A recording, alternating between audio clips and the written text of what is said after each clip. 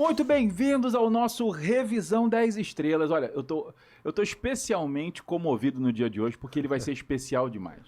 Além de tudo que a gente preparou para vocês, eu sei que vocês já sabem, mas como esse é o nosso quarto episódio, eu já entendi que vocês estão acostumados com a gente. Se você ainda não está acostumado, olha só, todos os outros episódios estão aqui no link para você assistir. Eles estão incríveis por quê? Porque essa revisão nota 10... essa revisão 10 estrelas que a gente preparou para vocês, ela é o suco do Enem. Cara, a gente olhou mais de 900 questões para enumerar para vocês aquilo que mais cai. Então, assim, tá batendo aquele momento perto da prova, o que eu faço, o que eu estudo? Gente, olha só, aqui na descrição vai ter um link com um e-book que você vai baixar e vai receber todos esses dados que a gente analisou para você. E aí você vai poder estudar de maneira super focada naquilo que mais cai. Então, assim, não dá mole, tá bom? Porque você sabe que a nossa missão é fazer o que aqui? Te dar todas as táticas, todos os dribles, esse clima de Copa. Boa. O que vai acontecer na Copa a gente torce, mas que você vai passar na faculdade, você vai, tá bom? Não dá mole. E assim, o dia hoje tá muito especial, gente. O dia tá muito especial. Queria falar não, mas a gente tem uma parceria incrível rolando hoje. Incrível. Vai ter desconto, vai ter cupom, vamos comprar livro.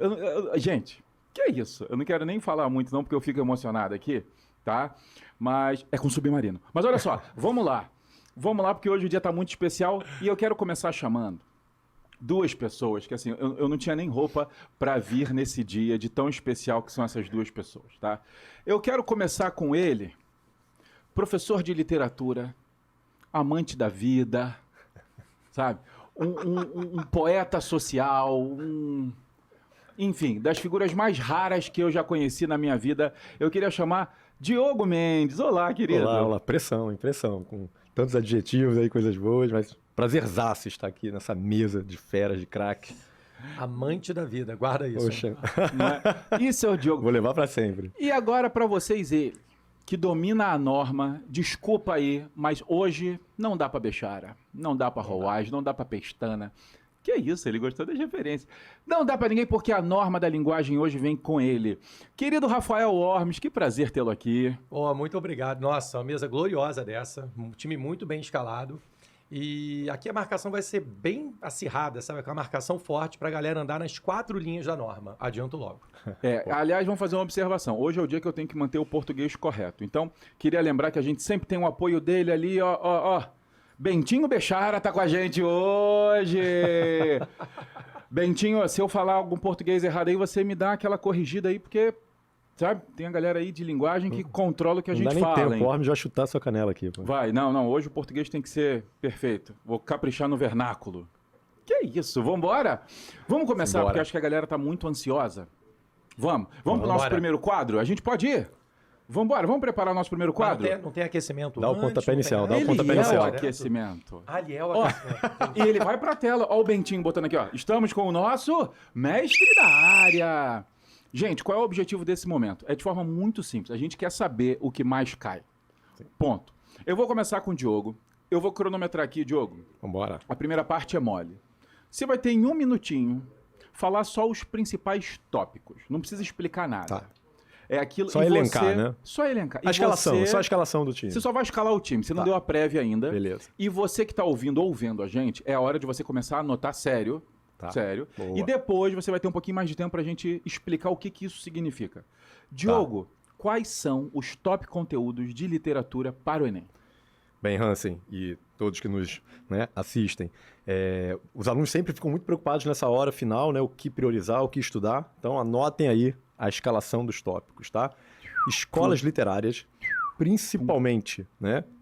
As produções relacionadas à contemporaneidade, tendências contemporâneas, podemos dizer assim, tá? Tanto no campo da poesia quanto no campo da prosa. Vanguardas europeias, não se esqueçam que temos várias vanguardas, tá? Além das vanguardas europeias, conceitos instrumentais sobre arte e literatura, como distingui-las de outros objetos comuns, de outros textos, né, de caráter mais informativo.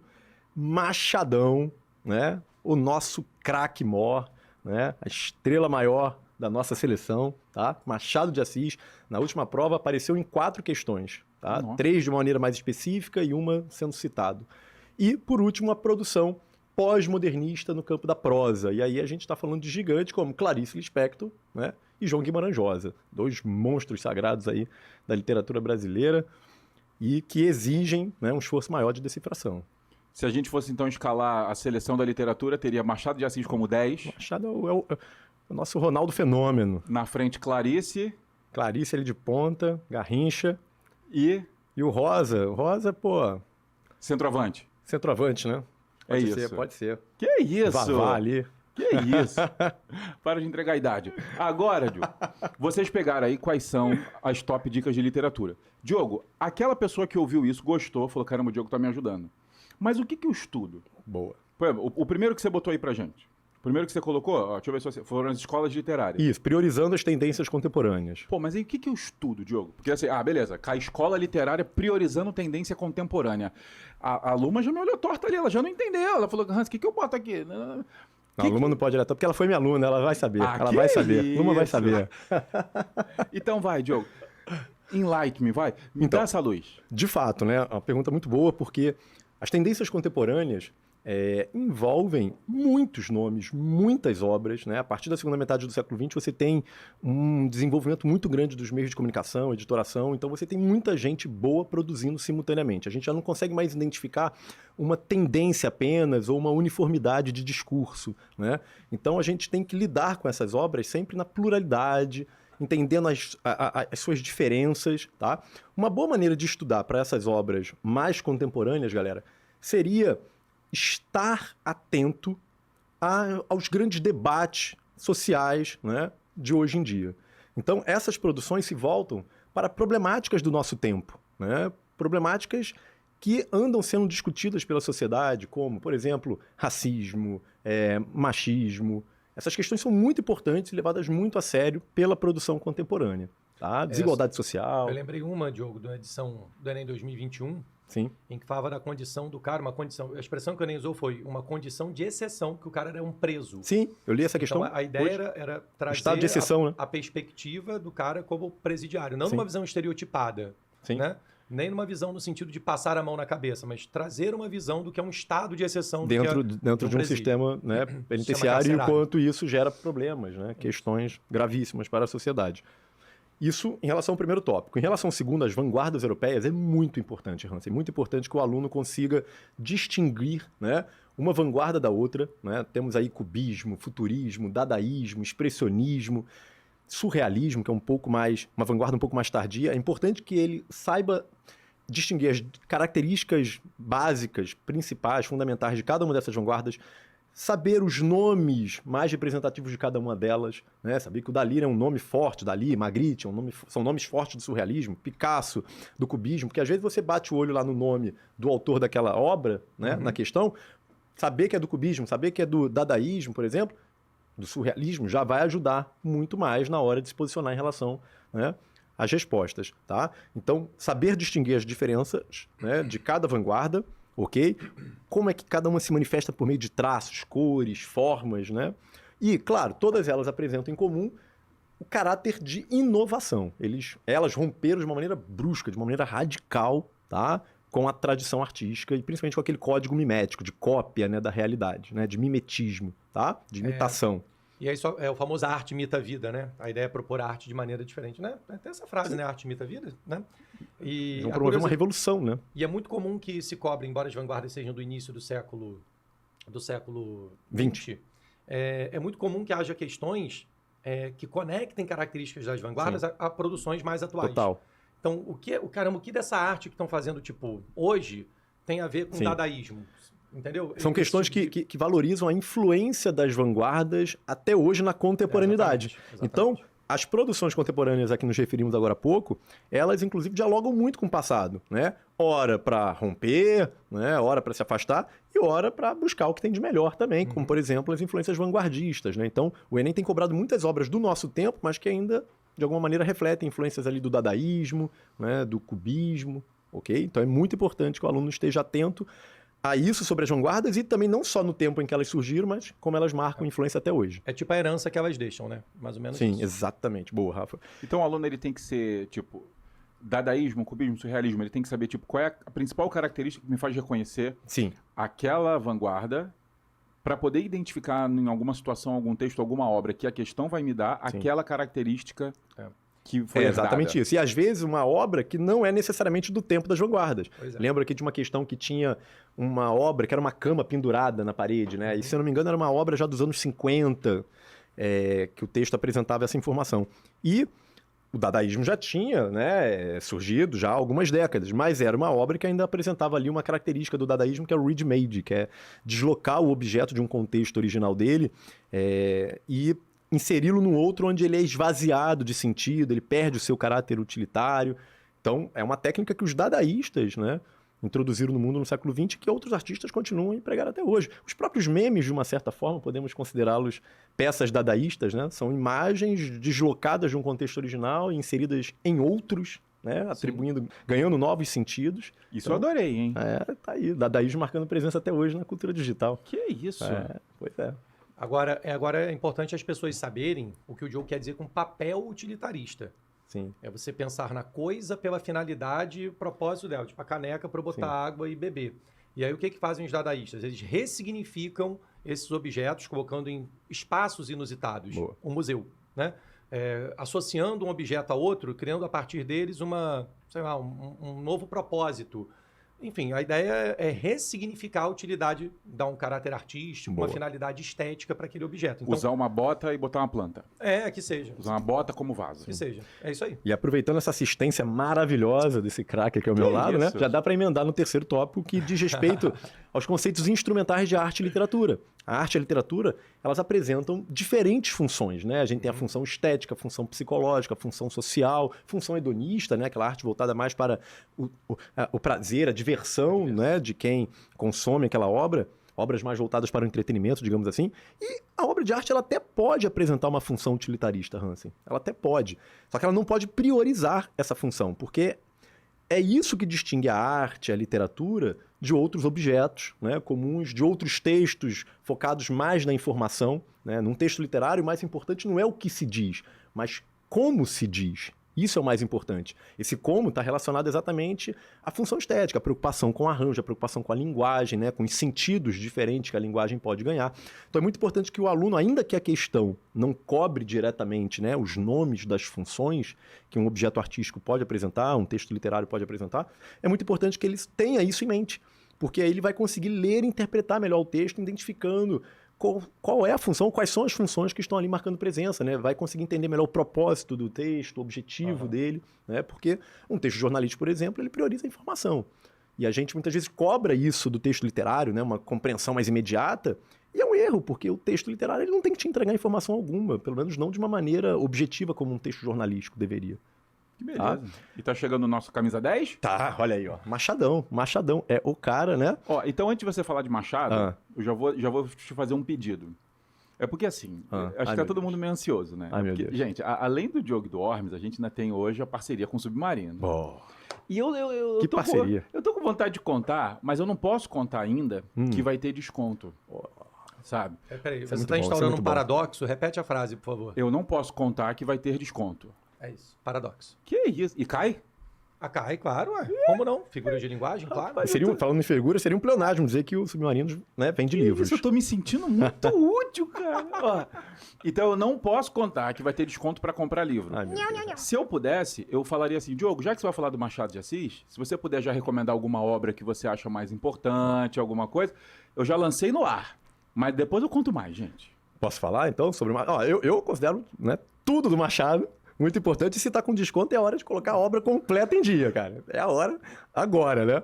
Não percam tempo, né? Só um Machado escreveu detalhe. 9 Eu romances, não crônicas, contos. Como amigo pessoal do Diogo, desculpa a interrupção, eu não sei se vocês precisam ter a mesma edição, na verdade, o mesmo livro em várias edições, sabe? A edição de capa dura, de capa com espiral, com Esse é o Diogo. bordado do Machado de Assis. Ele tem várias versões do mesmo livro. É impressionante. É impressionante.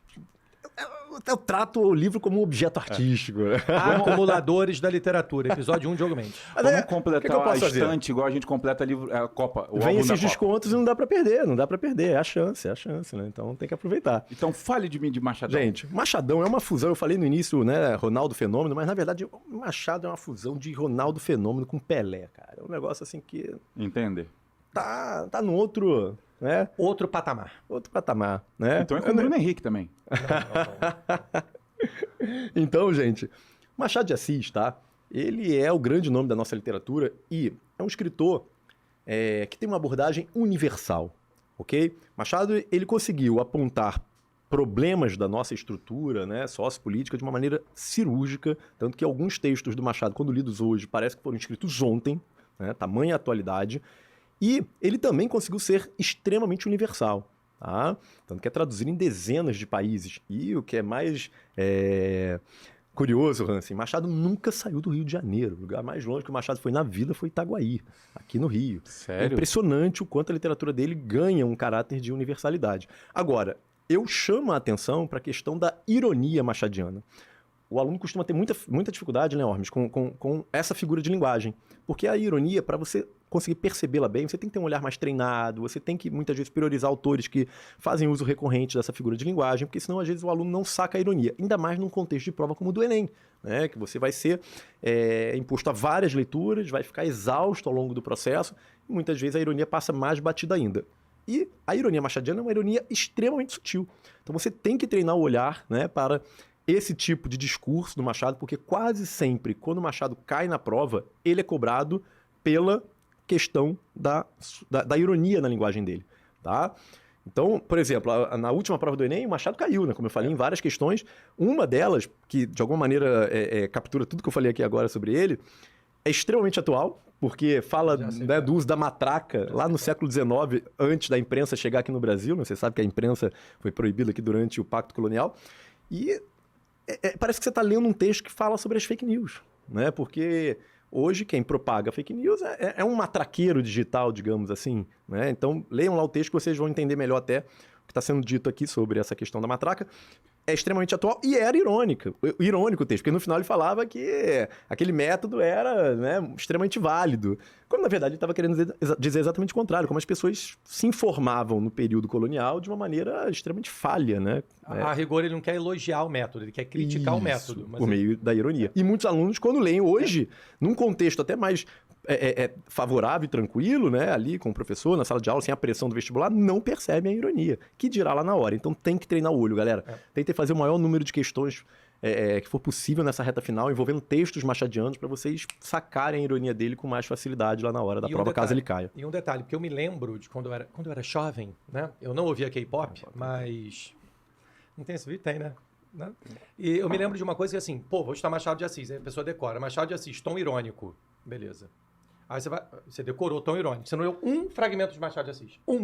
Só que você decorou que tem tom irônico. Irônico. O que adianta? Você não vai decorou conseguir sacar que tem tom na irônico, prova, né? mas você não consegue entender e reconhecer a ironia. Isso. Então, mais do que você ficar decorando o que é um tom irônico, seria muito relevante que você lesse. Treinar o olhar Você para os treina. textos, exatamente. Você treina. Tem muita coisa, tem muita questão envolvendo ironia, não só do Até Machado. exatamente, não cai só textos de Machado envolvendo essa figura. Né? E lembrando que a ironia, que normalmente figuras de linguagem a gente vê em português, né? Não tem uma aula de ironia na aula de literatura. O conceito é muito fácil, é simples. Você afirma o contrário daquilo que você quer dizer. Sim. Só que para você reconhecer o que de fato a pessoa quer dizer, você tem que ler o texto num conjunto muito inteiro. Exatamente. Você não consegue reconhecer aquela construção irônica num trecho. É aquele trecho num contexto. E as pessoas, infelizmente, muitos leitores e muitas leitoras não têm essa visão do todo. Lê o texto de maneira muito estanque, isolada. Não pode ser desse jeito. Já estou falando Você logo. não se prepara para uma final na véspera, né? Tira isso de campo, não pode. Pois é. Alguma obra chama mais atenção? Olha, geralmente... Ou olhar as questões talvez seja melhor agora? Geralmente as provas priorizam textos do Memórias Póstumas, de Brás Cubas, Dom Casmurro, obras mais famosas do Machado, mas na última prova caiu um texto do Alienista, né, que é uma novela do Machado. Caiu texto de contos, né, do Machado. Caíram textos de contos. Caiu 4 questões. 3 diretamente, uma ele foi citado. Que acharam um hino inédito do Machado de Assis em homenagem a Dom Pedro II, em 1967. A questão falava sobre isso. Mas eu não citaria uma obra específica. Eu faria questões com textos machadianos para treinar o olhar, como o Ormes falou. E, por fim, chegamos, né, nos nossos 2 pontas aí, Guimarães Rosa e Clarice Lispector, que se destacam dentro da prosa do pós-modernismo, que começa ali em 45, né, e já apresentando uma gama tremenda de estilos, de tendências, mas eu destacaria esses 2. E quando eles caem na prova, os alunos costumam ter muitas dificuldades, porque a linguagem dos 2 é uma linguagem muito, muito fora do comum. O Rosa é, muito provavelmente, o maior criador de neologismos da literatura brasileira. Outro dia eu estava mostrando em sala um dicionário dessa lapa de grossura aqui com palavras que ele inventou. Ele tinha um dom para assimilar idiomas que era uma coisa... É difícil até de explicar, né? A Rosa dominava mais de 20 idiomas. E isso vai contribuir diretamente na formação de uma linguagem muito própria, muito particular, que a gente chama de idioma rosiano, né? O dialeto mágico. Então o aluno precisa lidar com uma linguagem que é nova, né? E que você não vai encontrar nem num dicionário tradicional. E o que a carregada prova cobra em cima carregada de disso, marcas de regionalismo e uma organização das palavras de uma forma bem diferente. Então, quando a prova cobra o Rosa, ou cobra até mesmo a Clarice, geralmente costuma cobrar pela questão da linguagem que os dois apresentam. Então, você, no caso do Rosa, tem que identificar essas marcas de oralidade carregadas da variação regionalista, né? Palavras próprias de uma determinada região, neologismos, organização... Arcaísmos, organização sintática diferente das palavras dentro do texto, até recursos poéticos. O Rosa usa recursos próprios da poesia no campo da prosa, como rima, como figuras de linguagem associadas à sonoridade. Tem alguma obra mais fácil ou Rosa sempre vai ser um desafio? Sempre vai ser um desafio. Sempre. Você pode começar com contos, né, que são textos mais curtos, então você vai ganhando fôlego, vai mergulhando nesse universo dele. Num determinado momento a linguagem começa a fluir. Claro que num contexto de prova você não vai ter esse tempo de maturação ali, né, para digerir o texto. Então você já tem que ir para o texto sabendo que você vai encontrar um desafio com a questão da linguagem. E muitas vezes a questão ela já te dá um direcionamento. Então olhem para o enunciado, porque o enunciado pode dar um direcionamento melhor do que você tem que procurar no texto. No caso da Clarice, a linguagem já é fragmentada, a linguagem ela já é mais caótica, não linear. Por quê? Porque a narrativa da Clarice ela costuma pegar carona no fluxo de consciência das personagens. O tempo é psicológico. E o nosso fluxo de consciência é caótico, galera. É porque quando a gente fala com outras pessoas, a gente organiza as coisas aqui dentro para se fazer compreender. Para se fazer compreender. Né? Agora, quando você está sozinho no seu monólogo interior, isso aqui dentro é uma loucura. O que ela faz? Ela dá vazão a esse monólogo interior das personagens. Mas a Clarice tem alguns livros mais fáceis. Uma Hora da Estrela, talvez? Um bom começo? Eu não diria fácil, mas... É um começo mais acessível, digamos assim, apesar de ser a última obra dela, né? Exato. É a última obra dela. Infelizmente, ela faleceu meses depois da obra ser publicada. Que isso, Eu acho que também tem muito a ver com o fato de que a Clarice, quando ela trabalha em geral temas, o ambiente, são ambientes mais conhecidos em geral. Tipo casa, cidade... E o Guimarães Rosa, ele envereda por um universo que não é o universo em geral do leitor, assim, tipo do espaço do sertão mineiro. Você não frequenta aquele espaço, então não tem uma identificação. Embora ele trabalhe questões universais... Isso que eu ia falar. Seja de crenças, seja de medos, seja de amizade, seja de perdas, ele trabalha questões humanas. Só que o tipo de ambiente é um ambiente diferente. Não é nem o sertão nordestino, como muita gente, né, acredita ser, quando ouve a palavra sertão associada à literatura do Rosa. Olha só, eu queria aproveitar esse momento que vocês citaram aí. Ó, vocês acabaram de citar 3 nomes que são fatais para a prova. Sim. Citaram várias vanguardas e eu imagino quantos livros possam vir disso. Então acho que chegou a hora, porque a Luma está me falando que as pessoas estão ansiosas para saber que parceria é essa. Ai, então, meu Deus, gente, ai, meu Deus. Agora eu vou explicar para vocês, prestem atenção, porque até a mágica vai acontecer. A gente está aqui, ó, homenageando o Machado. Nós temos o Bentinho, vai botar um lower third pra gente. Que isso, eu aprendi o nome. Bentinho, que isso, já tá. Segundo o Bentinho, exatamente aqui, ó, tem um QR Code. A Luma pediu para eu falar QR Code, mas eu não sei falar. Eu vou falar QR Code. Olha só, Bentinho botou aqui pra gente o QR Code, mas o que é isso, gente? É o seguinte, você que quer completar a sua estante de livro, você que quer fazer tanto o preparo pro Enem, quanto para depois, né, da vida. Eu preciso sair agora para comprar ou posso segurar? Não. Posso esperar um pouco, né? Olha só, eu vou te contar uma coisa que o ao vivo te permite. Quando você quiser que alguma coisa vá para a descrição, você fala assim, vai estar no link da descrição e a Luma bota depois, porque a gente já avisou, ela não tem muito o que fazer. Então, vou fazer o seguinte, ó, além do QR Code, a gente acabou de decidir que vai estar no link da descrição. O quê? Para você pegar o app do Submarino e você vai poder comprar livros hoje com R$10 de desconto a partir de R$30 de compra. Boa. Sabe? Não é? Comprou R$30 de livro. Na sua primeira compra, você já vai ter R$10 de desconto. É só você baixar o app e usar o cupom, que tem tudo a ver com você que está me ouvindo. O cupom é NOTA1000. Não dá para esquecer. Baixe o app, coloque o cupom NOTA1000. E aí você vai completar a sua estante para o Enem. Você vai completar a sua estante para a vida. Você vai comprar outras versões do livro do Machado, igual o Diogo, que já tem todas. Lançou uma nova, o Diogo vai comprar, vai baixar o app do Submarino, vai usar o cupom NOTA1000. Tá certo, gente? Escreva NOTA1000 por escrito, NOTA1000. vem aqui no QR Code, vai no link da descrição e pode baixar. O Hansen, desculpa, Rafa, é uma ótima oportunidade, porque além do Enem, existem outros vestibulares que cobram leituras obrigatórias, né? Então, tem muitos alunos que ainda não compraram esses livros, não leram, não estão kits com essas leituras obrigatórias. Então, ó, é a hora de, né, colocar isso em dia para se preparar para os outros vestibulares que vêm depois do Enem, né? Ah, gente, que isso? Ó, nota 1000 escrito, tá, gente? Nota 1000 junto. Deixa eu te contar uma. É muito comum que a gente compre livro de contos, de crônicas, romances e tal. A gente está muito acostumado a comprar livro de prosa.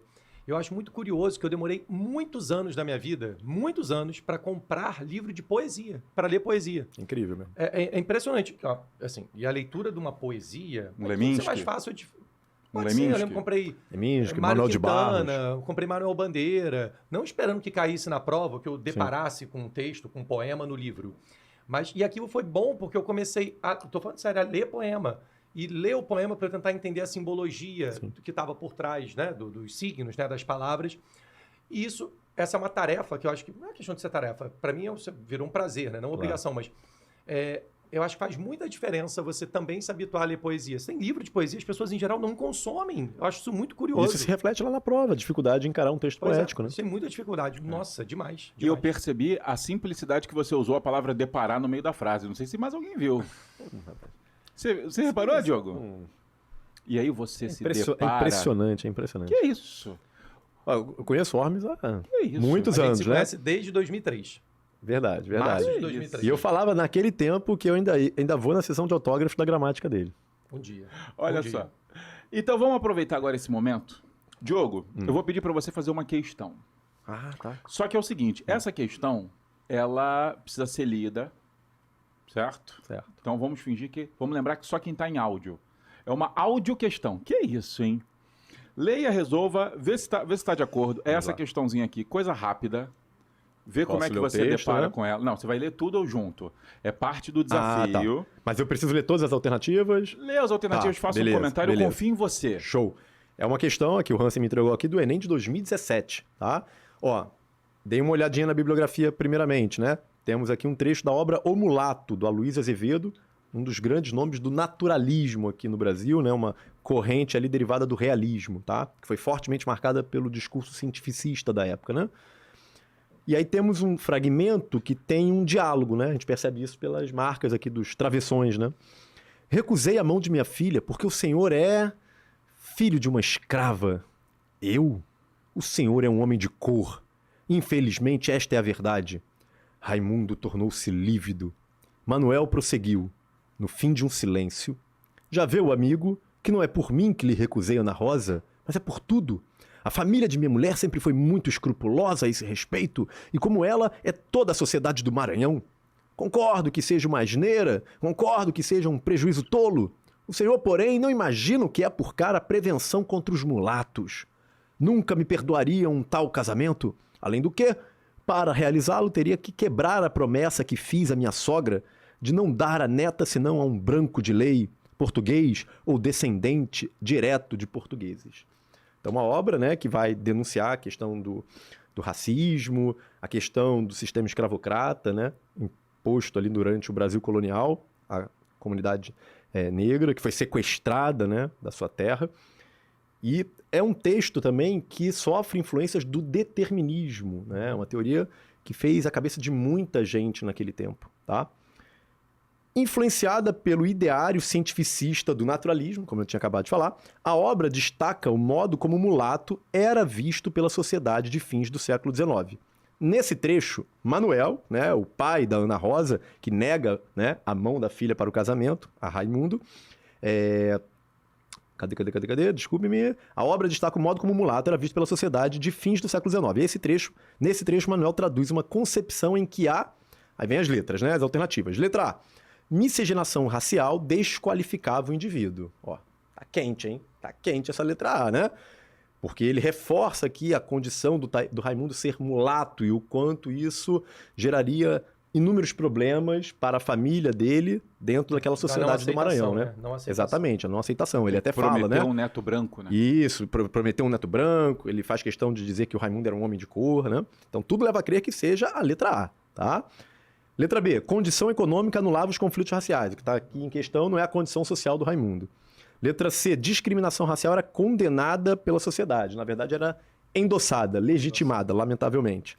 Letra D, escravidão negava o direito da negra à maternidade. Também não, né? Tanto que depois a gente até vai ter a lei do ventre livre num determinado momento, né?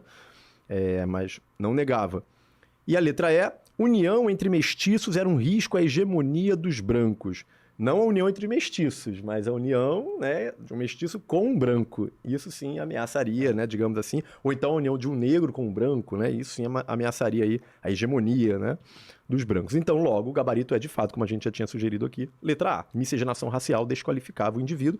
A literatura naturalista, principalmente, né, influenciada aí pelas teses científicas da época, acaba evidenciando esses problemas, né, como racismo e que, infelizmente, nos acompanham até hoje, né? Que isso? Eu tô chocado com o volume de informação que a gente teve até aqui, hein, Loma? Impressionante. Você que não está anotando, volta e anota, porque, assim, muita coisa rolou. E se você acha que muita coisa já rolou até agora, prepare-se. Chegou a vez dele. Lá vem, lá vem. Achei que você fosse meter um prepara, que agora eu jurava Não é? que você fosse puxar uma coreografia, jurava. Caramba, aí, Bentinho, se a gente tivesse pensado nisso antes, hein? Tá, só um detalhe que eu não tô ciente. É Bentinho por causa do que ele citou, citou Machado de Assis? Ele falou Bentinho? Acabou sendo uma coincidência. Ele sempre foi Bentinho, Tá. tá? Achei que E fosse uma acabou sendo homenagem, uma achei que deve ser uma coincidência. homenagem. O nome todo dele é Bentinho Bechara. Acabou sendo mesmo. uma grande coincidência. Rapaz, você não sabe o que eu sofro há 10 anos, Bentinho. Você não sabe o que eu sofro há 10 anos. E assim vai. Olha só, gente. Papel e caneta na mão agora, porque Rafael Ormes dirá os top conteúdos de linguagem. Muita atenção. E para tentar acompanhar esse nível de vernáculo de vocês, eu vou falar aqui. O resultado dessa fala dar-se-á numa seara inacreditável de altíssima qualidade para o conteúdo. Cara, usou até Enem. mesóclise, cara. Tem um Usou até dar-se-á. mesóclise, Que cara. isso? Eu brinco dizendo que mesóclise lembra aqueles períodos da Terra paleozoico, né? Mesóclise. Não tem negócio de Quase lá. mesóclise. Ele fala Gostou? isso, mas ele usa. Ele usa. Ormes, você tem aí, por favor, vamos fazer o seguinte. Primeiro, um minutinho rápido, quais são os top conteúdos? Depois você explica com calma. Muito bem. Então, 5 tópicos, né? O primeiro tópico do qual a gente vai falar, que é uma matéria que cai todo ano, funções da linguagem. Ponto. Tem que saber as 6 funções da linguagem. O segundo tópico que a gente pode listar são os gêneros textuais. E aí, cara, quando se fala de gênero textual, tudo vira gênero textual. Pode ser um bilhete que você deixa para alguém, uma crônica, tudo isso conta como gênero textual. Beleza. A gente pode também falar de classes gramaticais. Só cuidado, ninguém vai te pedir para classificar a palavra, entende? Vai dizer se é um pronome, se é um substantivo, não se trata da cobrança em questão. Mas você saber, por exemplo, relacionar uma classe de palavra, sei lá, a um texto descritivo. Então pode ser um adjetivo, daqui a pouco o verbo e o gênero narrativo e por aí vai, tá?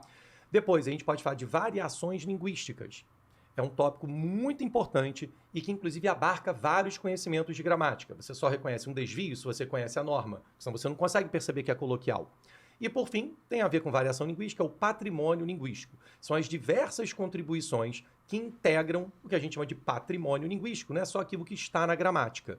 Uma gíria que eu use, né, uma expressão antiga que eu resgate, um ditado popular, tudo isso conta como patrimônio linguístico. Tá? Então, são esses 5 tópicos aí. Ormes, vou ser muito sincero com você. Sim.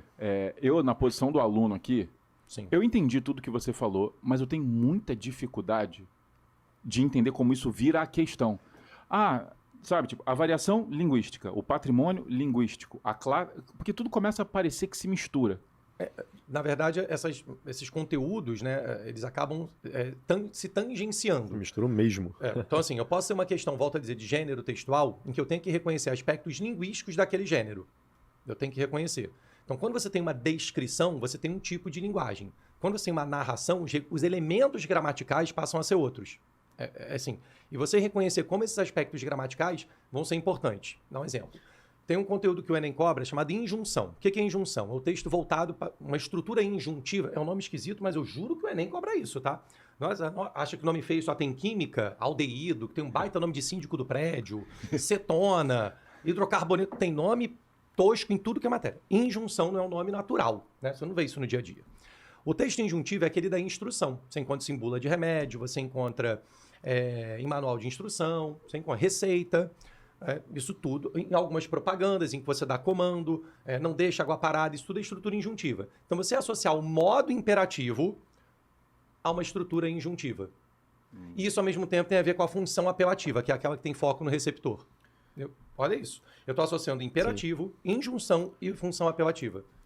E não deveria, né, Ormes? Mas o aluno ainda hoje, mesmo depois de tantos anos com essa prova do Enem, ele ainda muitas vezes espera questões da base de decoreba, que vai pedir nome da função sintática, que vai pedir nome da classe gramatical. E o Enem não cobra mais o conteúdo já há alguns anos dessa forma. Então eu acho que agora chegou a hora de dar o ouro, Ormes. Aí o aluno sai da prova falando que a matéria não caiu. Não caiu. Nossa, eu não vi matéria. Porque não caiu de uma forma, né, decoreba, né? Não vi matéria. E aí, quando a gente começa, né, agora a lembrar então esses tópicos, né, quando a gente fala de funções da linguagem, cara, é a matéria mais certa de que vai cair. Por quê? Porque existe uma habilidade lá na matriz do Enem, né, matriz de competência e habilidade, que diz identificar a função da linguagem predominante no texto. Que prioriza, né? Tem que cair. Tem que cair. Então, e a quantidade de aluno que ela confunde função com figura de linguagem. Não pode. Assim, não é uma prova que exija muitas nomenclaturas, mas o pouco que cai você tem que dominar. A questões de funções da linguagem que eu resolvo, você tem que ler o texto. Pelo comando da questão eu resolvo. É impressionante. Ele citou a função referencial. Pelas opções, eu vejo que só uma opção fala da função referencial. Isso significa pegar atalhos na prova, exatamente. Né? Você desgastar menos ao longo dela. Aí você vê, vou ter que ler o texto. Você nem precisa ler o texto. Aí o enunciado for da função metalinguística. Você vê que só uma opção fala de define palavras por meio de outras palavras. Isso é metalinguagem. Você usa o texto para definir o texto, a palavra para definir a palavra. Se eu criar um programa de televisão sobre programa de televisão, isso é metalinguagem. Um filme sobre um filme, arte sobre arte. Uma foto diante do espelho, né? Isso tudo conta como metalinguagem. Você mostra quem está tirando a foto. Então, assim, as nomenclaturas das funções da linguagem, das seis funções, elas têm que ser dominadas pelos alunos, tá? Às vezes aparecem até duas, função referencial ou informativa, poética ou estética, emotiva ou expressiva. Metalinguística só tem o nome mesmo. Apelativa ou conativa. E o Enem gosta até muito mais do termo conativa do que apelativa. Sim. Então, assim, cai pouca nomenclatura, tem que dominar essa pouca nomenclatura que cai. E não pode confundir função da linguagem. São só 6, cara. Pelo amor de Deus. E é desde o ensino fundamental, né? Que o aluno às vezes entra em contato com elas. É uma matéria bem elementar. Então, funções da linguagem é isso. Não é uma matéria problemática. Pelo contrário, você resolve as questões super rápido. Depois a gente falou sobre gêneros textuais. Cara, tudo é gênero textual. Tudo. O Enem, uma vez, eu nunca tinha visto o Enem cobrar resenha. Cobrou 2 anos seguidos. Nunca tinha cobrado. Inventou de cobrar resenha. Houve um ano que eles cobraram aforismo. Isso que eu ia falar agora. Quando na sua vida escolar, algum professor ou professora, não importa se de redação, literatura, talvez tenham falado em filosofia. Pera lá.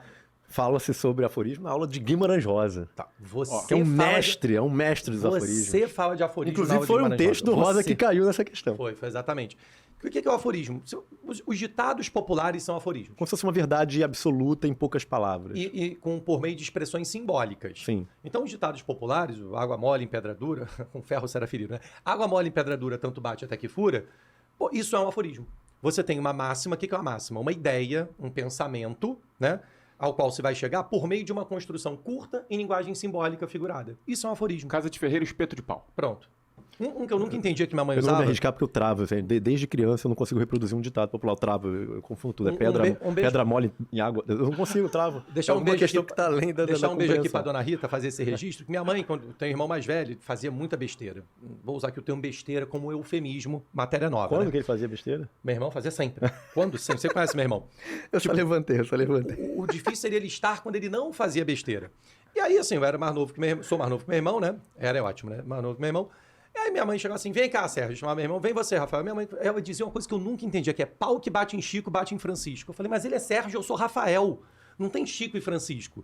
E a ideia é de que você tem o mesmo, na verdade, o que vale para um, vale para outro, né? Mas eu, criança, não entendia esse troço. Criança corrigindo gramaticalmente a mãe, olha isso, cara, olha como isso. Assim? Não faz sentido isso. Muito bom. Então, bem, gêneros textuais é aquele conteúdo que nem parece conteúdo, que a rigor você estuda fazendo questão, não adianta. Claro que existem alguns gêneros, por exemplo, gênero teatral, que é o dramático, que também é um gênero literário. Sim. Você tem que conhecer características do gênero dramático.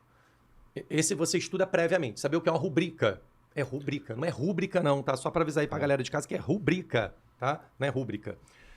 Você tem que saber o que é características da crônica, você tem que saber. Entendeu? Identificar um romance, um conto, uma fábula, você tem que saber. Então, assim... Nessa questão do aforismo que o Rafa citou, por exemplo, as outras alternativas tinham outros exemplos de gêneros textuais. Sim, sim. Como a fábula. Então, se você não Reportagem, estivesse em estudar, dia ali com tá os gêneros, você erraria. Se você estivesse em dia, você matava facilmente, por mais que não soubesse. Eu fiz essa questão recentemente com os alunos.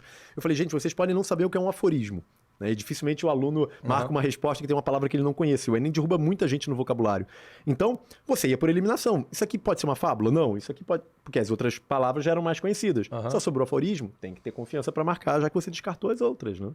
Então, assim, não adianta. Há gêneros que você... Uma placa de trânsito conta como gênero textual. Então, é muito amplo você falar de gênero. Eu diria que são reticências, assim, é fatorial. Não tem negócio de fatorial em matemática? A parada não acaba. É ad eterno. Mas existem aqueles para os quais você se prepara estudando previamente. Falei aqui de crônica, falei de texto dramático. Pô, não é possível que você vá para a prova sem saber a diferença de estrutura de poesia. Né? O que é poesia? É a prosa. Até porque prosa você realiza por meio de um romance, um conto, uma matéria de jornal A dissertação argumentativa deles na redação. Pois é, e a galera ainda se confunde com isso. O João Aluno falou para mim, mas aqui a redação pediu um texto em prosa. Querido, texto em prosa é texto em parágrafo. Isso não é nem questão de gênero textual, é estrutura textual. Peraí, não pode cometer esse tipo de equívoco, né? Não dá. É um erro de dente de leite ainda, de fraldinha. Fraldinha. Erro de fraldinha, pô. Né? Categoria de base ali, começando. Tu tá tentando lançar um aforismo, né, Diogo? Deixa o Ormes. Bem, enfim, então, sobre gênero é isso. Depois a gente for das classes gramaticais. Aí aquele papo que você falou sobre as matérias, né, se tangenciarem. Eu tenho pronome. Como você fala no dia a dia? Eu não, tá? Porque eu me policio. Você vê as pessoas aí falando, entre eu e você tá tudo resolvido. Mas entre você e a gramática tá tudo muito errado, tá? Não há resolução entre vocês. Te explico por quê. Porque o eu é um pronome chamado de reto. Olha que coisa óbvia. Pronome reto é aquele que você usa para conjugar o verbo. Eu saí, eu viajarei, eu encontrei o Diogo, eu conversei com o Hansen. O eu é sujeito. Você usa o eu para conjugar verbo. Quando eu digo está tudo resolvido entre eu e você, esse eu não é sujeito de nada. Eu não posso usar o eu. É só você saber que o eu tem que ser sujeito. Quando ele não for sujeito, tem que usar o mim. Entre mim e você está tudo resolvido. E isso pode cair numa questão de variação linguística. Você reconhecer que essa estrutura é uma estrutura coloquial.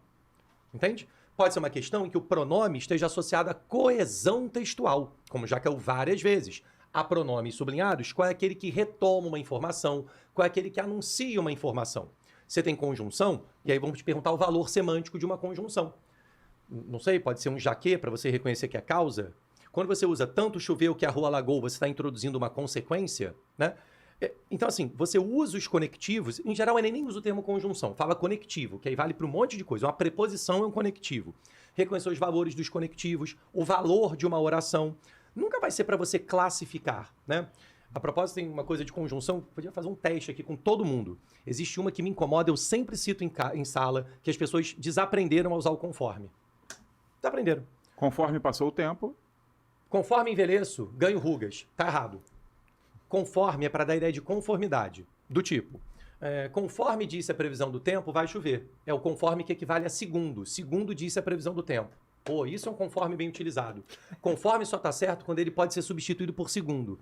Agora, se eu disser, conforme avança a frente fria, aumenta a chance de chuva. Se você conseguir colocar o segundo nessa frase, eu queimo meu diploma. Segundo avança a frente fria, aumenta a chance de chuva. Isso não faz o menor sentido. O que você quer dizer é, à medida que avança a frente fria, aumenta a chance de chuva. Isso é uma conjunção mal utilizada. Você comete esse erro em coesão, competência 4 da redação. Que, inclusive... Isso que eu ia falar. Vai contribuir para a redação, para a construção da redação, você estudar essa parte da gramática. Nas aulas eu sempre digo a eles, cara, não espere que isso caia te pedindo nome. Isso é cobrança de ensino fundamental come terra. Qual o nome do troço? Isso é patético.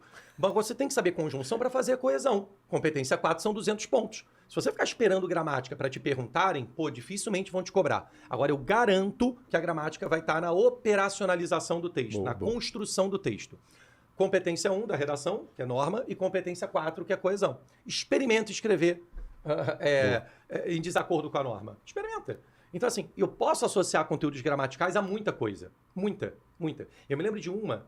eu não vou entrar muito no mérito, que a gente vai falar disso talvez mais tarde, que eu quero bater uma bola com o Diogo, que é, cara, você reconhecer aspectos linguísticos, sei lá, na prosa do Graciliano Ramos. Isso. Que é uma prosa dita seca, uma prosa enxuta, por isso o predomínio de substantivos e pouco uso de adjetivos. Na poesia do Cabral também, né? Que isso? Isso é você cobrar gramática, volto a dizer, de maneira instrumental. É a gramática no texto que eu construo e no texto Na que eu leio. construção de sentido do texto. É a gramática te ajudando a interpretar melhor o texto. É. Não é a gramática pela gramatiquice, entende? E aí, para finalizar, o lance de variação linguística, que é você reconhecer o que é uma variação coloquial, o que é um jargão, o que é um regionalismo, o que é coloquial, o que é norma padrão, o que é informal, informal, uma marca de oralidade que você leva para o texto escrito. E patrimônio linguístico, não é difícil de conceituar, mas essa ideia de que a construção do português, ela não nasce só do que está no Machado de Assis, ela nasce de contribuições diversas, a conversa do botequim, a conversa do dia a dia, do ponto de ônibus, o que já estava no passado não deixa de existir porque a gente não usa hoje. Tudo isso integra o patrimônio, né? As heranças linguísticas da língua portuguesa. E o Enem, como combate bastante o preconceito linguístico, ele valoriza muito esse tópico. Então, só para eu fechar isso, conforme Rafael Ormes, baixar o app, usar o cupom NOTA1000 e ter R$10 de desconto na sua primeira compra de livro é uma injunção. Que isso? Alguém percebeu o que aconteceu aqui? Aplicação, né? Aplicação da matéria. Isso. Aplicação da matéria. Gente, tá incrível. Luma, posso dar uma questãozinha pro Ormes? Posso? Vamos ver. Dá pra ser? Vamos. Bentinho Bechara. Foca nele, Bentinho Bechara. Bota palmas aí, Bentinho. Olha só.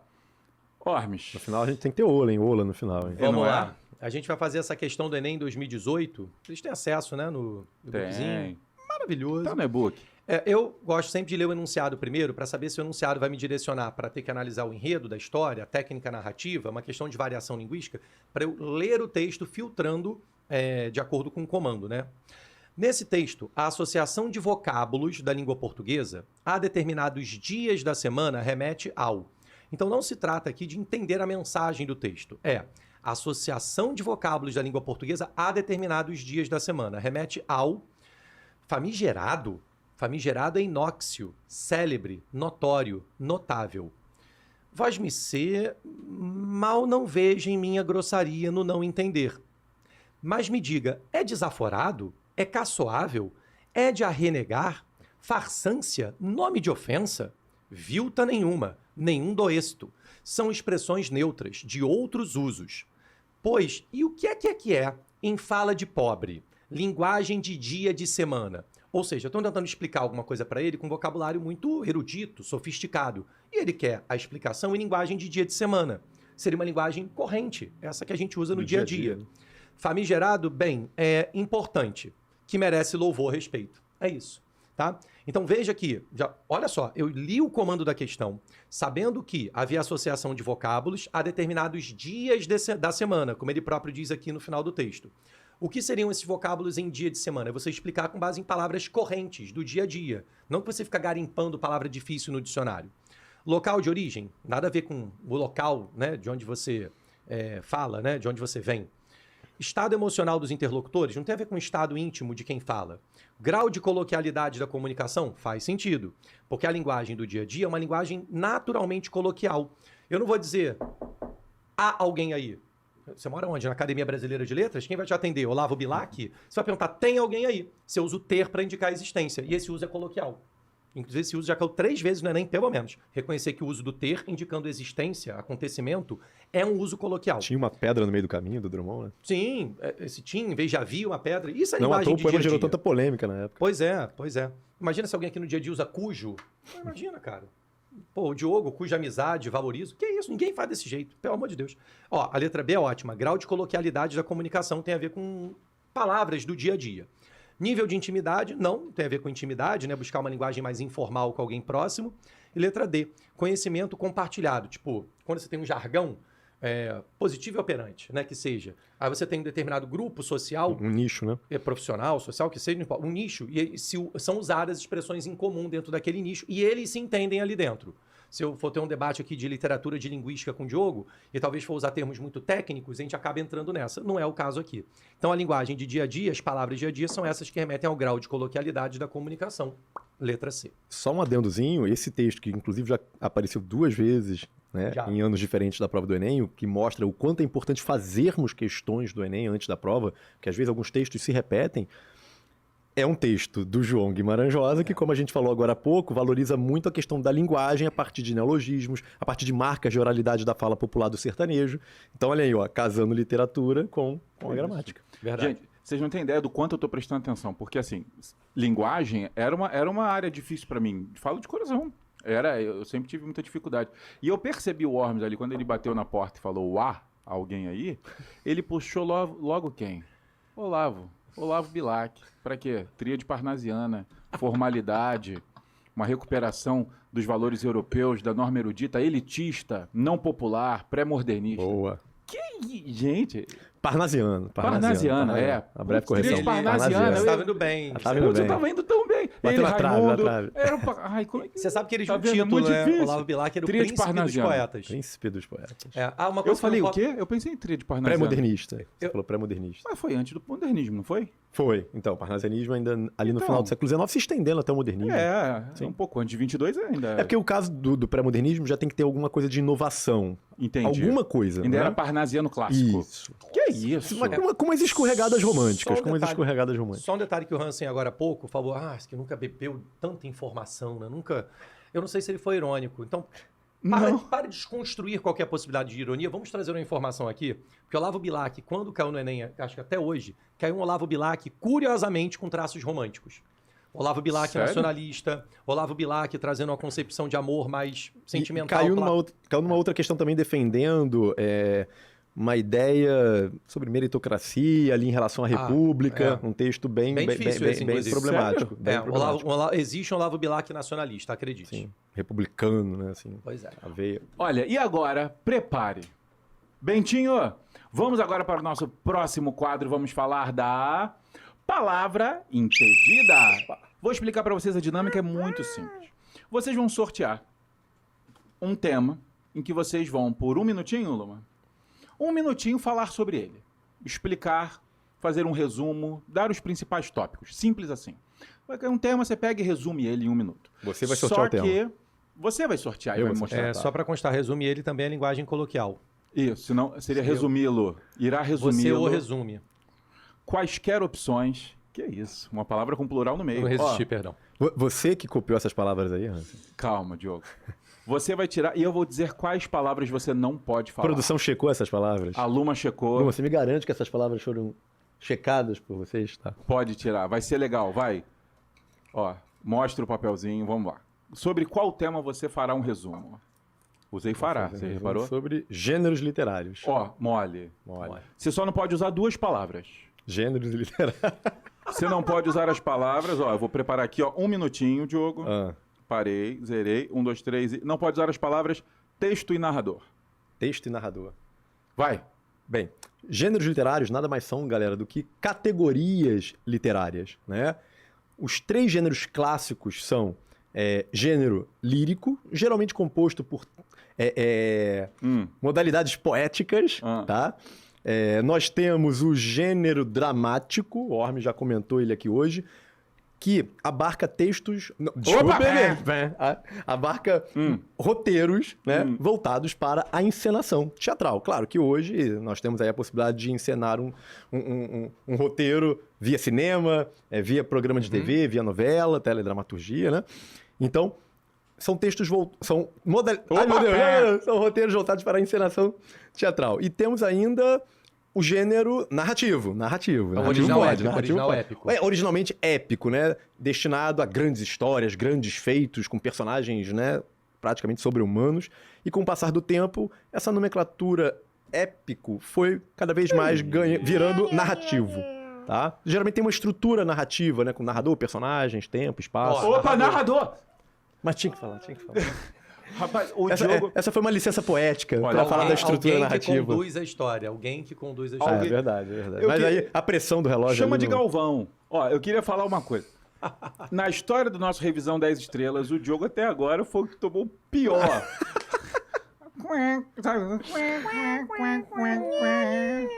Tá 3-0 para o Ormes. Vamos ver se alguma virada acontecerá. Será? Será que vamos ter uma virada Em aí? tempo, gostaria de avisar o meu amigo que eu não gostaria de competir. Quem está pondo nesses termos é o nosso apresentador aqui, tá? Eu achei que o Ormes ia falar, eu não quero competir, porque se fosse assim eu claramente ganharia.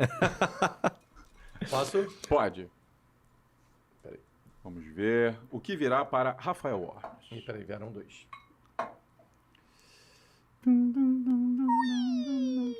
Música de drama. Tipos de discurso. Rapaz. Tipos de discurso. Rafael Ormes terá 1 minuto para falar sobre tipos de discurso e não poderá usar as palavras voz e narrativa. Vamos lá.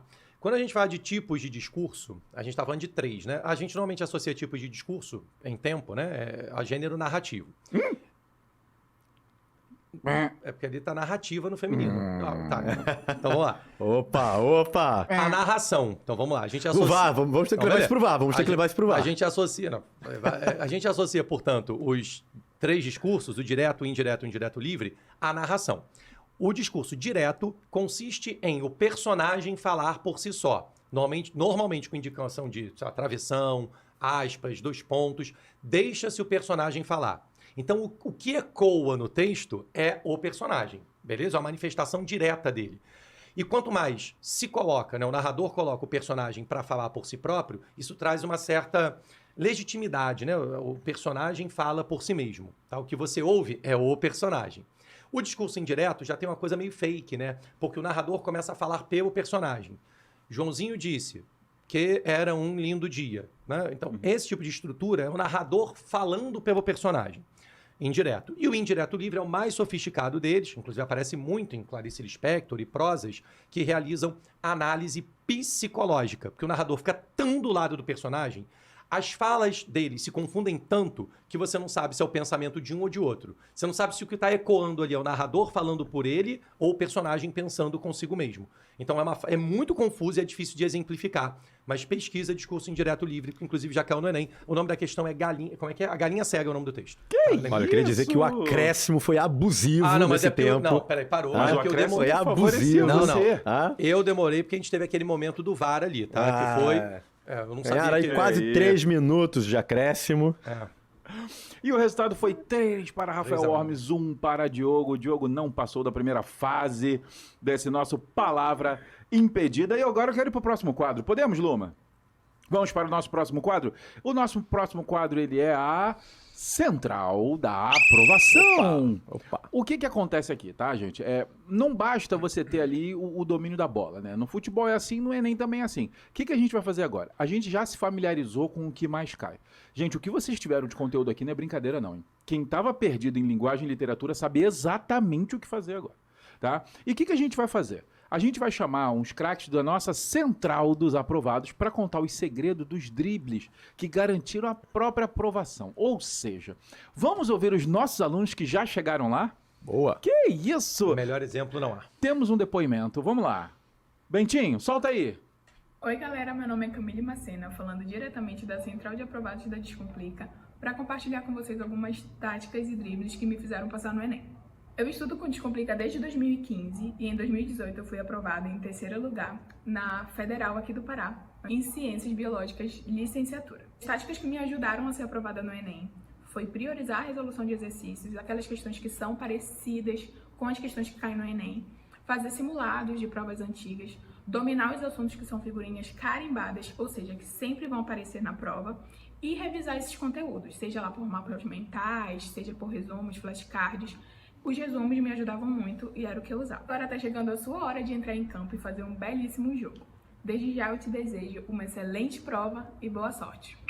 Tchau! Nossa, muito obrigado. Beijo Nossa, grande aí pro Pará. gostosa de ouvir, né? Assim, Nossa, tipo, que...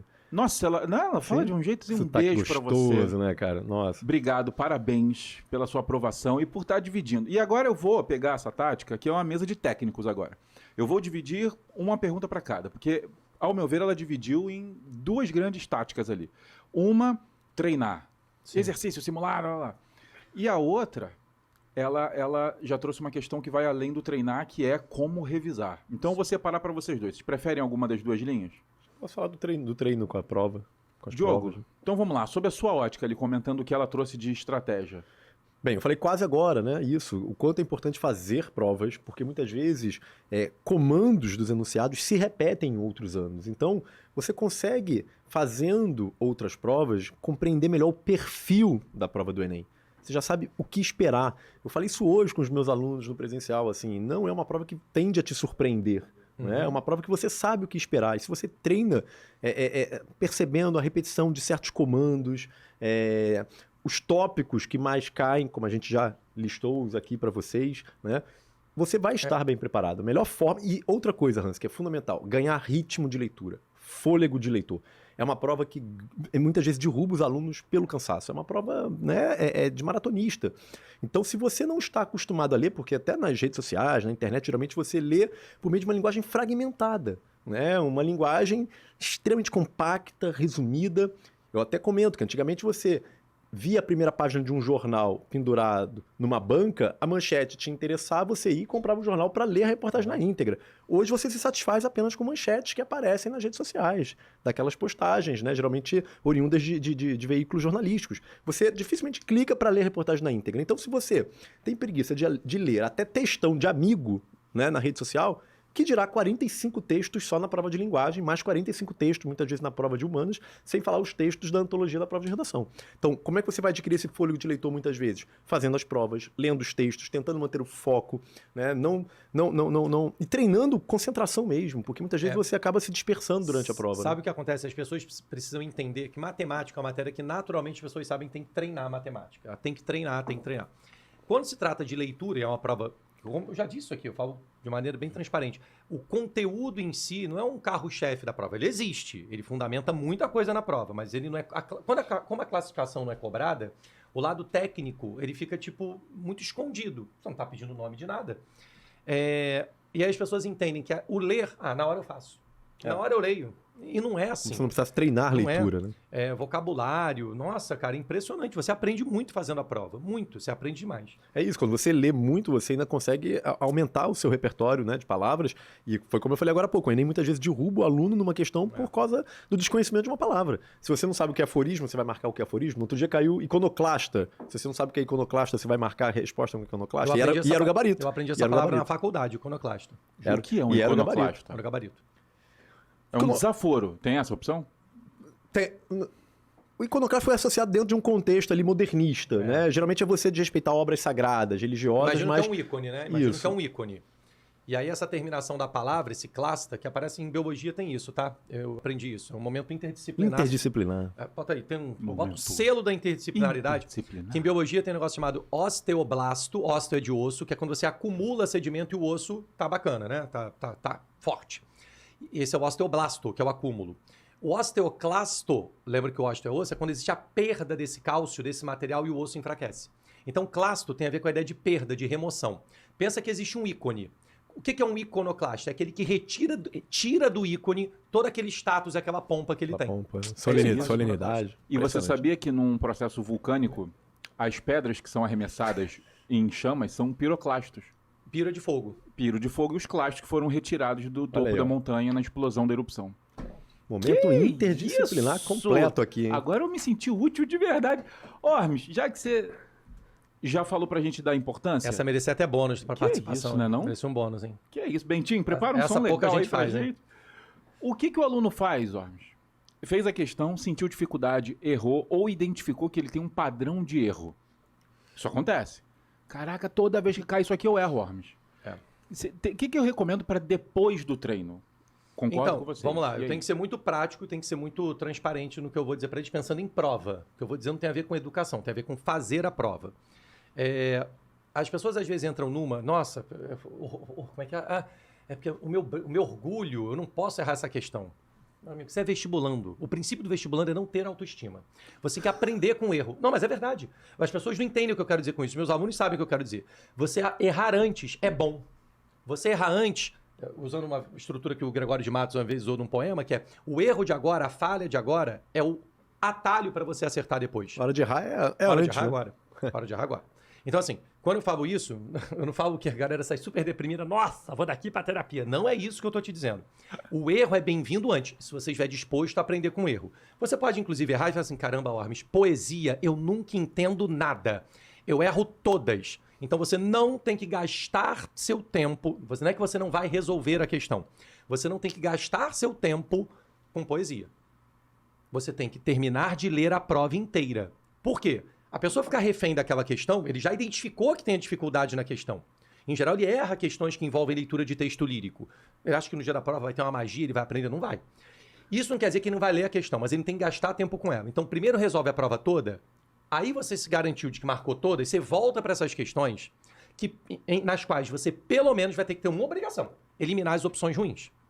Porque há opções ali que são muito ruins. Mesmo você não sendo um grande leitor de poema, você tem que ser capaz de... Caramba, essa opção não tem nada a ver. Não tem nada no texto que remeta a isso. Nada. Poesia, por exemplo, eu aprendi muito a ler fazendo organização em campo semântico, que é campo de sentido.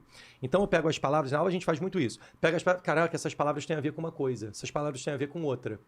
E essas aqui, essas palavras têm sentido negativo. Várias vezes você consegue, só por essa segmentação dos vocábulos, dos substantivos, dos verbos, dos adjetivos, você consegue ver se o texto tinha uma crítica, se tinha uma visão negativa, otimista. Você consegue fazer isso. E pelo menos com isso você já elimina as opções ruins. O que é muito importante para o seu TRI. Você não marcar aquela opção que um percentual baixo de alunos marcou. O aluno tem que entender, né, Ormes, que fazer prova exige uma estratégia. E não existe uma estratégia adequada para todos. Existe aquela que melhor, né, se adapta para o aluno X, para o aluno Y. E ele tem que treinar essas estratégias, de repente, em simulados, fazendo provas antigas. Aí ele vai saber melhor, né, como proceder. Agora, não dá para chegar no dia da prova sem uma estratégia, porque outros vestibulares exigem outras estratégias. Olha, eu acho que vocês nasceram pro próximo quadro, sabia? Sem saber. Opa. Acho que foi natural. Predestinados. Opa. Sabe o que é? Eu vou pedir até pro Bentinho Bechara botar pra gente. Opa. Qual é o nome do próximo quadro? Ele é Esquema Tático. Então, É esse isso. é o momento em que a gente faz algumas perguntas e vocês devolvem em um minutinho o que tem que fazer. Sabe aquele Uma momento? Coisa de técnico mesmo, é coisa de Sabe qual é o técnico, né? O momento é aquele assim, teve um intervalo do jogo, o jogo vai lá no paralisou. vestiário. Não, você é o técnico, chamou os jogadores aqui na lateral. Aquele tempo técnico do vôlei. Ah, sim, o vôlei sim. tem, né? O vôlei. Imagina o seguinte, Do a calor do pessoa, a Rio. pessoa tá dentro da sala do Enem e ela teve 5 minutos com vocês. Não ilude, não ilude. Mas é isso que a gente tá vivendo aqui agora. Ele não vai ter isso no dia, só vai ter aqui no nosso Revisão 10 Ele vai Estrelas. lembrar desse momento. Ele vai lembrar desse momento. Sim. Então, eu vou fazer perguntas, que é a pergunta do momento do desespero. Eu tô na prova, tá? Vou virar e falar o seguinte: Ormes, o que geralmente é difícil se você tivesse que falar assim pro aluno? Olha, quando cai isso aqui, é bom deixar para depois e focar em outras coisas. Tem alguma coisa, Ormes, que costuma ser sempre difícil, que você falar assim, gente, ó, você acabou de falar o gênero lírico. É ele? Tem mais alguém? O que você acha? Eu acho que da prova de linguagens, o que mais traz dificuldade, pelo que eu ouço dos meus alunos, seja presencialmente, seja virtualmente, é a leitura de texto lírico. As pessoas... E pode ser um texto em prosa, com característica lírica. A pessoa encontra metáforas, não conseguem decodificar metáforas que são muito difíceis de fato. A ironia mencionada pelo Diogo, as pessoas não conseguem decodificar a ironia. E isso acaba sendo muito problemático para você compreender a mensagem do texto. Então, se você sabe que, caramba, ainda mais agora que a gente está super perto da prova, será que você consegue em um mês super aprender a decodificar a linguagem irônica? Pouco provável, entendeu? Você tem que reconhecer que é um ponto problemático e não sei se você vai ter tempo hábil para, né, assim, ficar bom o suficiente para acertar o troço. Né, acertar a questão e lidar bem com esse conteúdo. Como o Diogo já disse, isso também se treina. Então, eu, na minha cabeça, acho que a leitura de texto lírico ou de prosa lírica, né, prosa poética, é sempre muito complicado para eles. Muito, muito. E puxando pro Diogo a mesma pergunta, mas agora eu quero trazer para você ou algum gênero literário ou algum autor ou autora. Tem alguém que você fala assim, gente, quando cai isso aqui... Eu reforço o que o Ormes falou, né? Textos poéticos, geralmente, porque apresentam uma carga figurada, né? Sim. Uma linguagem muito simbólica, geralmente geram muitas dificuldades. Uma organização também, né? Muito diferenciada.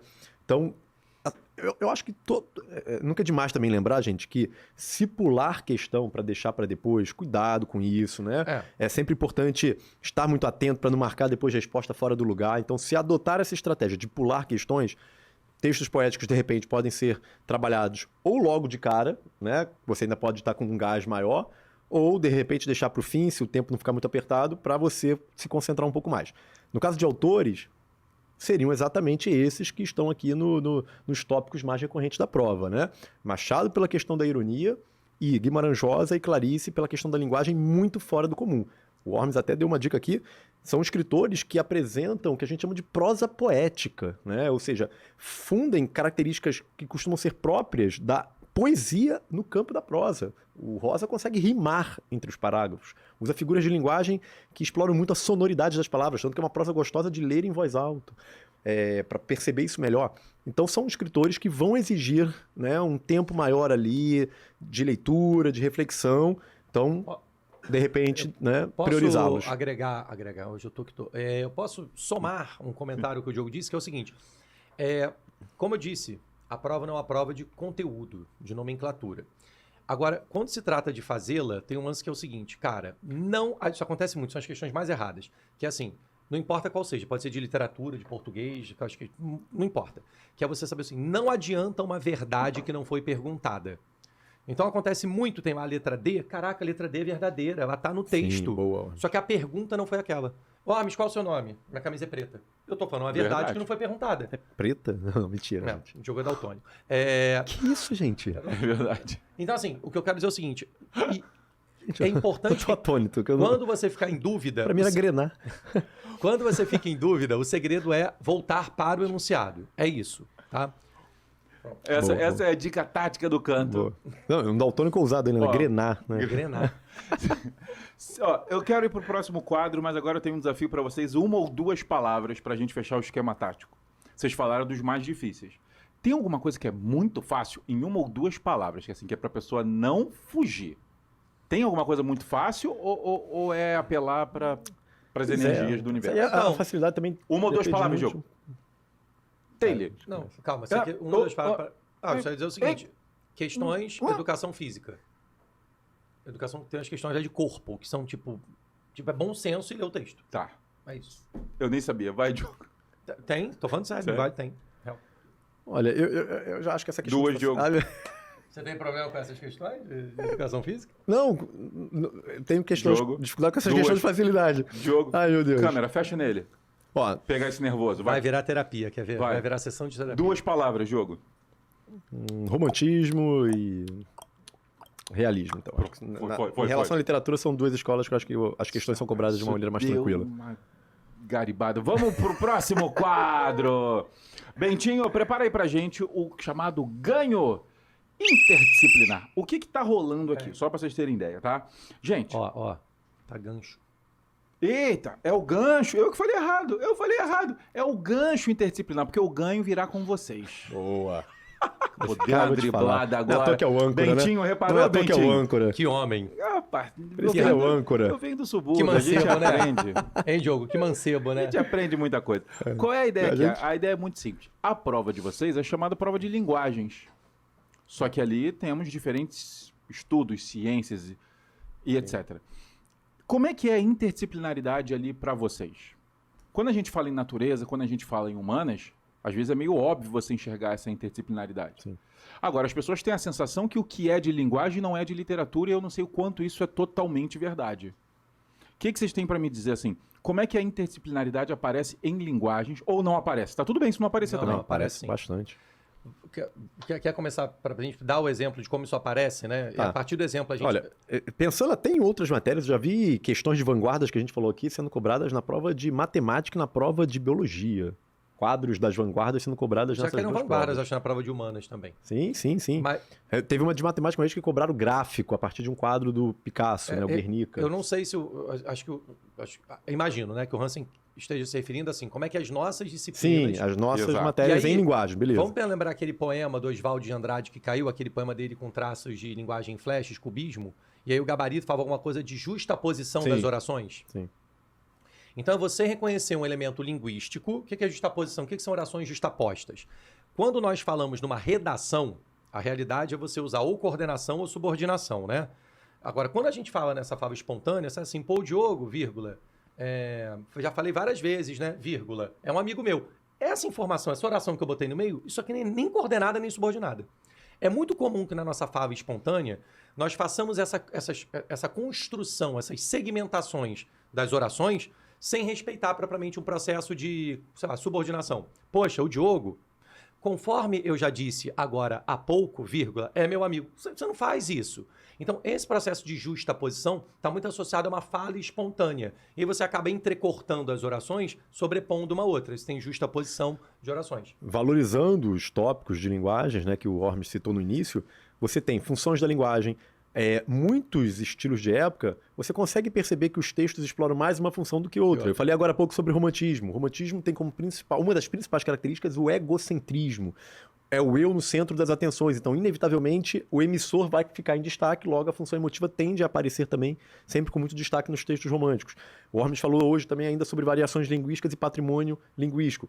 Pode cair um texto modernista, principalmente ali da primeira fase, né, da galera da Semana de 22, que valorizou muito a língua brasileira, né? Eles buscaram uma independência, uma autonomia maior em relação à ex-metrópole Portugal, abrasileirando o idioma. Então, eles podem valorizar termos mais coloquiais, regionalistas, né? Isso pode cair um texto modernista pedindo para você ter essa percepção sobre variações linguísticas presentes nele. E o quanto isso contribuiu para uma maior autonomia, né, cultural, né, mesmo já com a autonomia política, ou seja, porque era isso que os modernistas lá de trás queriam, né, uma independência cultural, né, e a língua era um fator fundamental para isso, daí a ideia do abrasileiramento do português. Né? Pode ser, de repente, um poema. Você pega um poema com ingredientes narrativos, tipo aquele do Manuel Bandeira que já foi cobrado, dos camelôs, é o poema inteiro ele falando do trabalho do camelô. Ele narra a atividade do camelô. Então você tem um tema cotidiano, que é a característica do modernismo, verso livre, verso branco, e mistura do gênero lírico com o gênero narrativo. Né? Então isso também é característica, são questões que mesclam conteúdos de literatura e conteúdos de língua portuguesa. Boa. Que isso? Gente, olha só, a gente já está entrando na reta final, hein, Bentinho? Opa, sério? Prepara Acréscimo? aí. Estamos nos acréscimos já? Estamos nos acréscimos, vamos ver quanto o Bentinho vai dar nos acréscimos. E agora é aquele momento que o gol sai no finalzinho. Aquela virada de final de jogo, assim, bem de... Para não precisar ir para pênalti. Tá 1-1, vai pra pênalti, o árbitro deu 4 minutos a mais e a gente vai fazer o gol da vitória. É agora. Tá? Só lembrando, só para criar um suspense, que se você já tá feliz com esse videocast, você não sabe o que a gente vai preparar na véspera do Enem. Nós temos os nossos aulões que acontecerão nos dias 12 e 19 de novembro. Não deixe de assistir, porque ali todos nós estaremos juntos para fazer aulas focadas nos tópicos que mais caem. Vai ser uma festa o dia inteiro, vai ser inacreditável. O que o Diogo e o Ormes farão, não posso nem falar aqui para vocês, mas... É surpresa até para nós. E para deixar a Luma louca, eu acabei de inventar que vai estar no link da descrição um link para você também se inscrever no aulão. Ah, tem que se inscrever, né? Não, e para receber todas as informações, os documentos... Gente, aliás, se você não baixou o e-book que a gente preparou com os tópicos que mais caem, não só em literatura e linguagem, tá? Mas em todas as áreas do Enem, pelo amor de Deus. A Luma vai botar no link da descrição com esse e-book para você ter todos os tópicos que mais caem. E a gente vai para o último quadro. Bentinho, prepara... Só para comentar que eu fiquei com inveja Claro. que o Bentinho ganhou um café ali. Eu achei isso bem legal, viu? Que não, isso? tudo bem, gente. Eu espero. Eu tô tranquilo. Ó. Ah, eu quero. Não, eu espero. Eu tô legal. Diogo, Não, depois, senão... que isso? Vambora. Isso é muito luxo. Ô, Bentinho, por que você não me falou isso nos outros episódios? Vamos lá. Agora vamos para o nosso último quadro, que é a... Narração Opa! que dá jogo. Vamos para a narração que dá jogo. O que vai acontecer neste momento? Vocês vão dar uma última dica riquíssima, importante, que vai cair. Só que dessa vez vocês vão ler. E vão ler como? Imitando um narrador. Meu Deus. Emoção de final de Copa. Tá 1-1. Eu treinei muito isso com time de botão. 4 minutos de acréscimo. Ormes.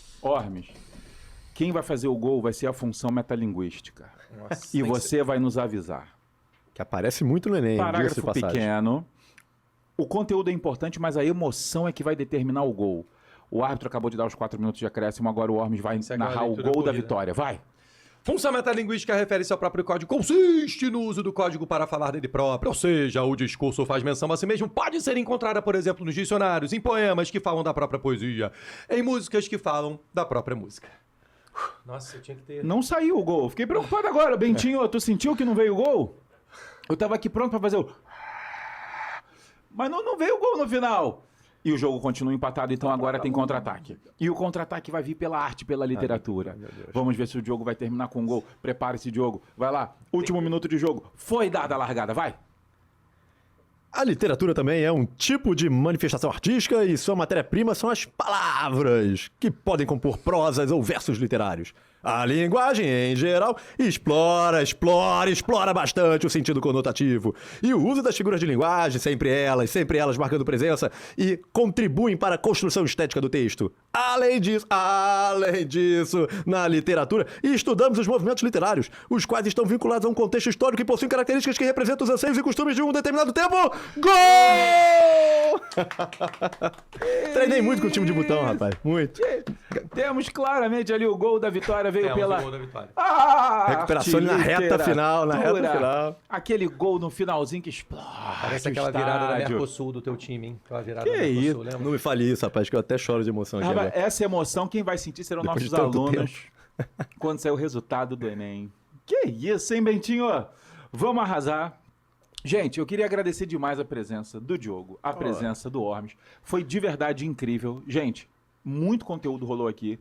Vamos só lembrar algumas coisas super importantes. Que hoje, você que teve tantas dicas do campo da linguagem da literatura, pode ir no link da descrição ou... Cadê Bentinho? Cadê ele ali? Ó, o QR Code, que a Luana pediu pra falar, que eu falo QR Code.